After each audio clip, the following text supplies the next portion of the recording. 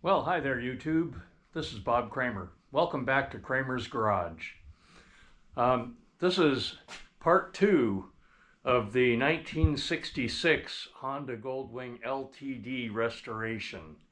So what I'm doing right now is I'm preparing the frame for paint.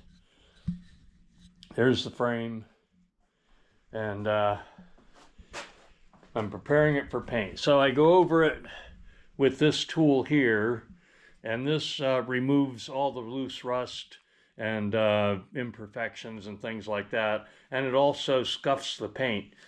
So the idea here is anything that's rusty, you need to remove the loose rust, and then you'll have some areas of bare metal. The areas where the paint is still in really good condition, it just needs to be sanded a little bit to scuff the surface so the new paint will stick really well. And the reason I say that, and I don't feel the need to strip the frame all the way down to the bare metal, is because the factory finish, the original factory finish, is baked enamel. The baked enamel finish they do at the factory is extremely durable, and you can't really duplicate that in the field. So that's a durable finish. I just need to refresh the surface to make it glossy and shiny again. So I'll be spot priming the bare metal areas, and the areas that are not bare metal, that the paint's in good condition, I'll just be scuffing that paint and repainting it. So I use Rust-Oleum high performance enamel for the paint, Rust-Oleum primer for the bare metal.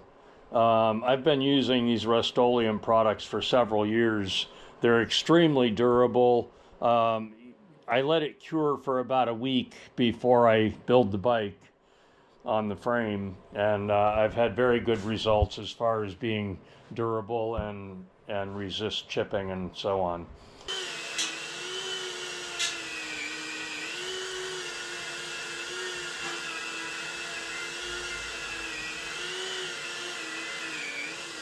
This little Dremel buff gets into a lot of the corners that I can't even get into with my fingers. So I'm using the Dremel buff, I'm using 320 grit sandpaper, and I'm using this finger disc that gets into a lot of crevices pretty nicely. So those are the main tools I'm using to prep this frame for paint.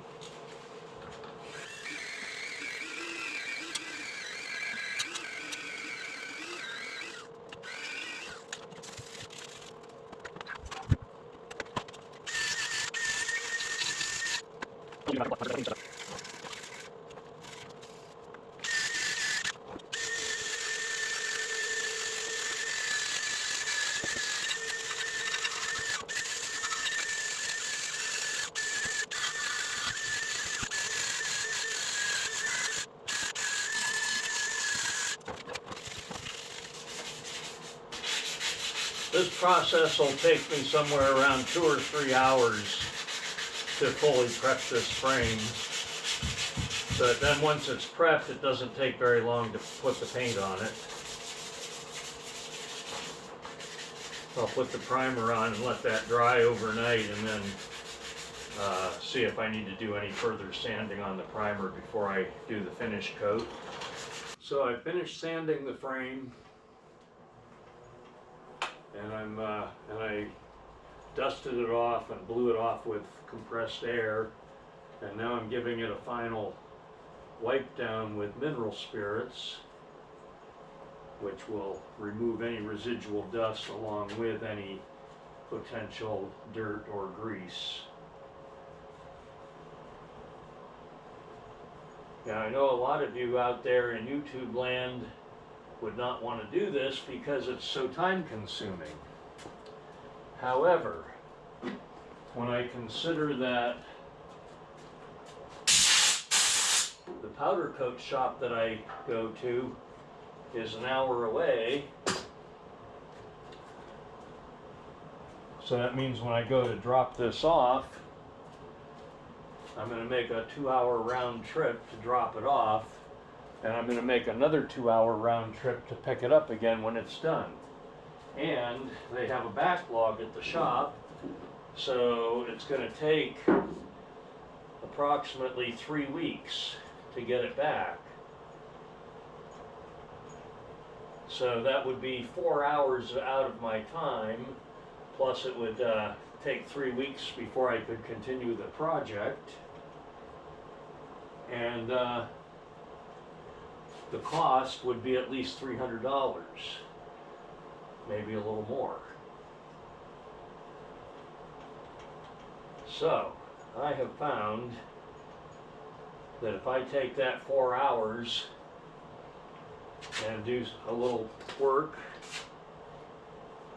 I can paint the frame in 4 hours, and in a couple of days the paint is cured enough to assemble the bike. And I've had very good luck with this Rust-Oleum high-performance enamel. I've done probably at least 3 frames with this now. They're holding up really well.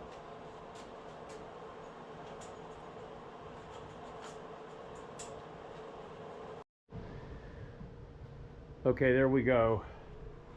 It's all cleaned. I've masked the some of the studs, like for the shocks and so on. I masked off the VIN plate. You can see there's a lot of patches of bare metal on this frame. Those are areas that had rust on them, and you can see I cleaned that rust down to the bare metal. There's the VIN plate masked off. Okay, so I'm ready to put some primer on it. And then tomorrow I'll be able to put the finish coat on it. As you can see, I've suspended it on a clothing rack that I've used many times for painting. And it's sitting at an angle that I can paint the whole thing from that position.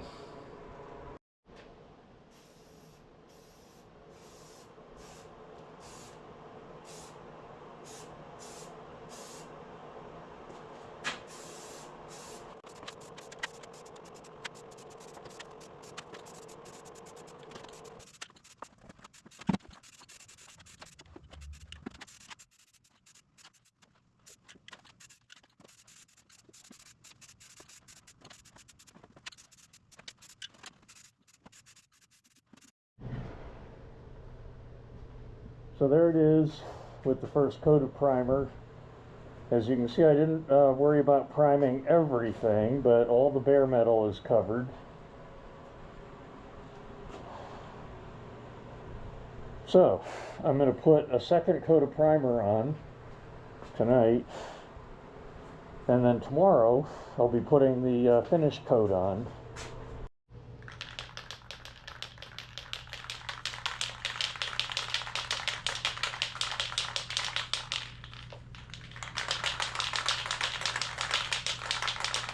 Okay, the primer is dried overnight. I'm going to put the finished coat on, and I'll start with a mist coat and follow with 2 wet coats.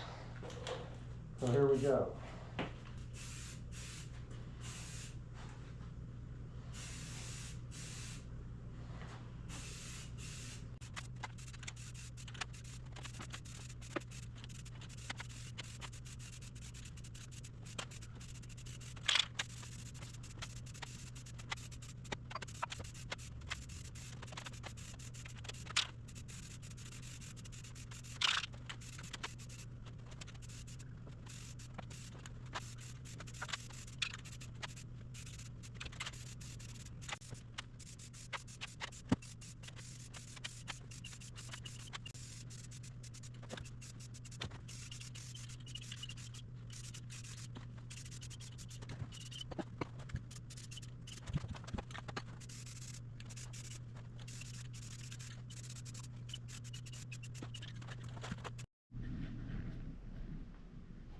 Okay, I'm done painting.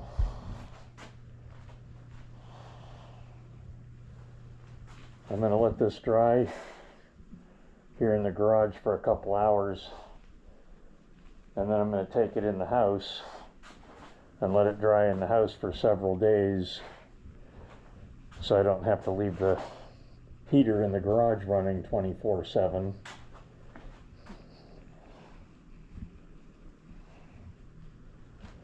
Once it dries a couple hours, I can pick it up and carry it into the house without a problem.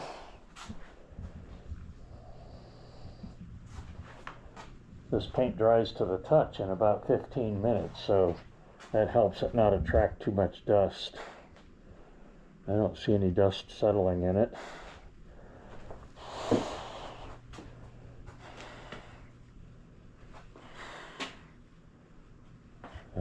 I'm inspecting the frame with my camera. You guys don't need to see the inspection. I'm just looking for parts that I might have possibly missed. But it can be touched up later if I find that I did miss something when I turn it over. Okay, I'm going to end this video now.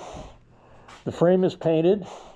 So while the frame is curing, I'll be working on the engine. The engine's over here. I threw a sheet over it so it wouldn't get covered with overspray.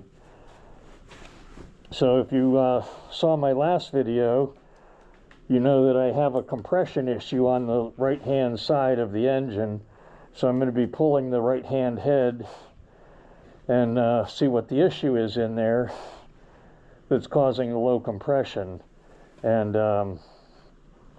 go from there. I also have another set of heads that I may or may not use on this engine. It'll depend on the condition of this head when I get it off. So I hope you enjoyed my video on the 1976 Goldwing LTD restoration. Keep tuning into the channel, and you can see this bike come together over the next few weeks. Thanks for watching.